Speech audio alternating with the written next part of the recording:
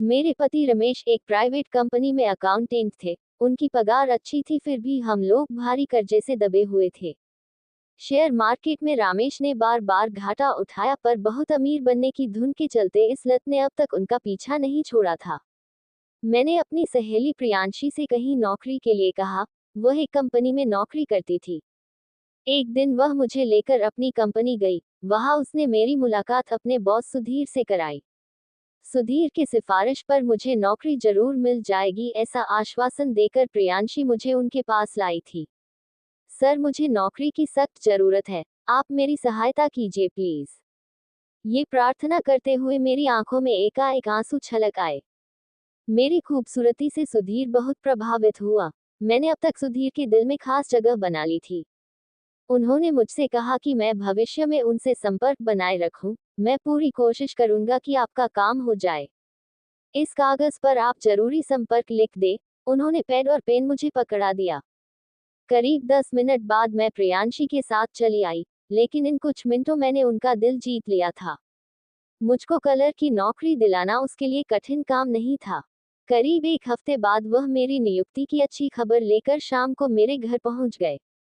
वहां मैंने उनकी मुलाकात अपने पति संजीव, सास व 5 वर्षीय बेटे रमन से कराई। मेरी नियुक्ति की खबर सुन घर का माहौल खुशी से भर गया। मेरे घर की हर चीज इस बात की तरफ इशारा कर रही थी कि हम लोग आर्थिक रूप से संपन्न नहीं थे।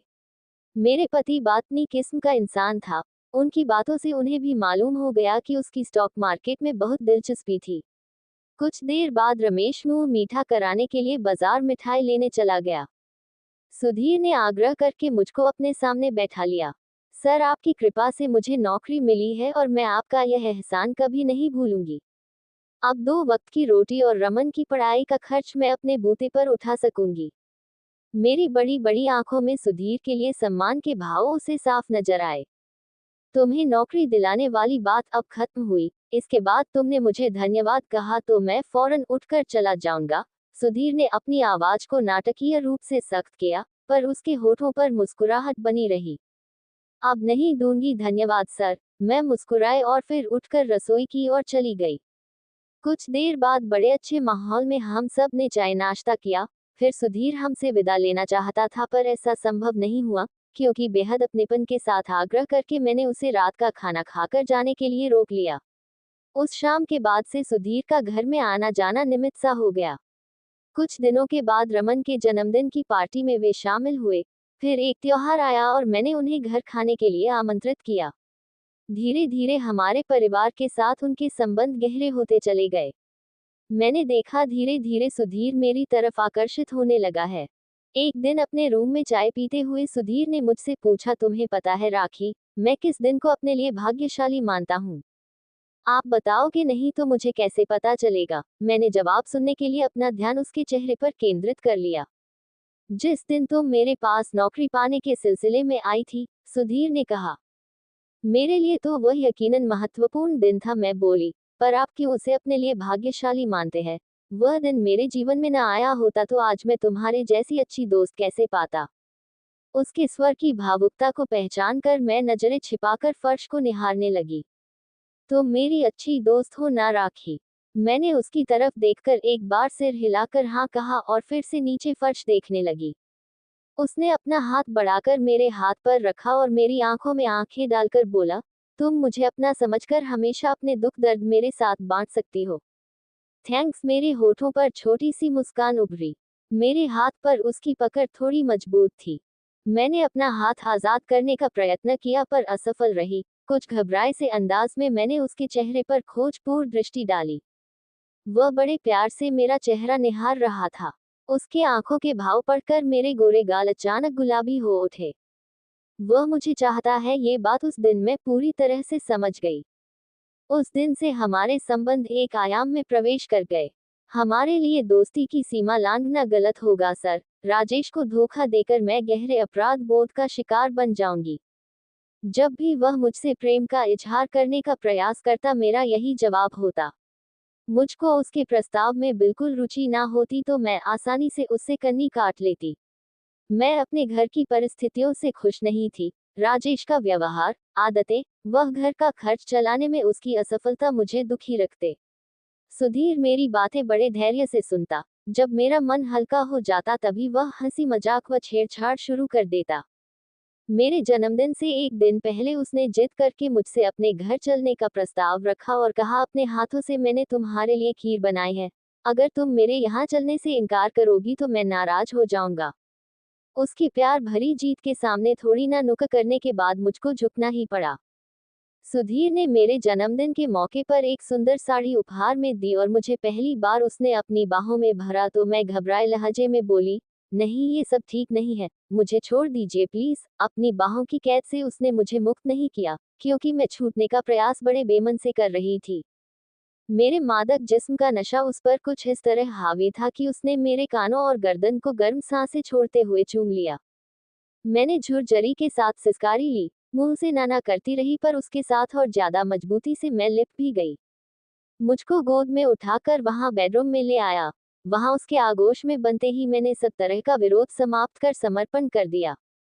वह मेरे बदन को चूमने लगा और मैं भी उसके गालों को चूमने लगी। हम दोनों के अंदर उठे उत्तेजना के तूफान के थमने के बाद भी हम देर तक निढाल होकर एक दूसरे से लिपट कर लेटे रहे। कुछ देर बाद मेरे सिसकने की आवाज सुनकर वह चौंका।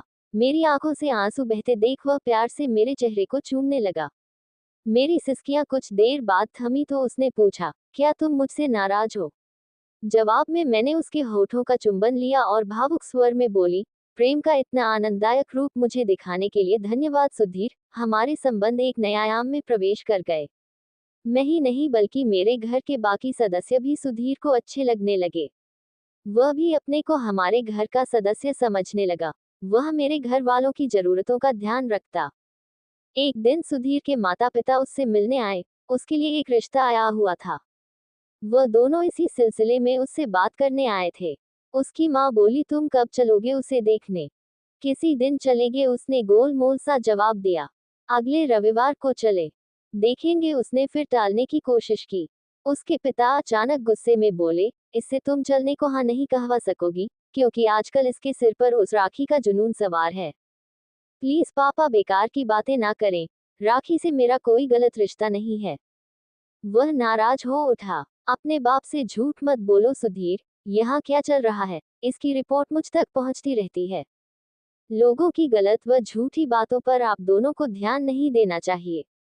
उसकी माँ ने पिताजी को चुप कराकर उसे समझाया, सुधीर, सारी कॉलोनी राखी और तुम्हारे बारे में उल्टी सीधी बातें कर रही है।